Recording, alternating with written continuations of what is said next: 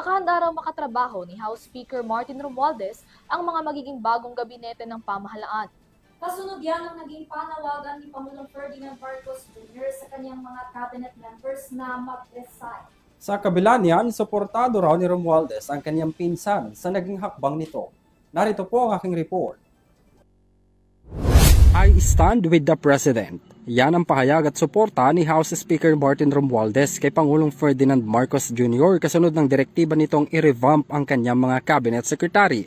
Kahapon na magsumite ang lahat ng miyembro ng gabinete ng kani-kanilang courtesy resignation bilang panawagan na rin ni Pangulong Marcos. Ayon kay Romualdez, ang hakbang na ginawa ng Pangulo ay isang decisive move tungo sa mas matatag na pamamahala at mas epektibong serbisyo publiko.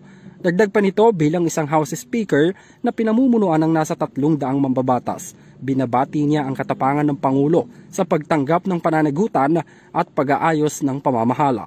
Nakahanda na rin anya si Romualdez na makatrabaho ang mga bagong cabinet members para gumawa ng trabaho, mapababa ang presyo ng pagkain at tiyakin ang mas epektibong serbisyo publiko. Isusulong rin anya ang mga agenda ng Pangulo at makikibahagi ang House sa bagong reform-minded leaders. Para sa EuroTV News, ako si Henry V. Nicolas, sumasaludo sa bawat Pilipino.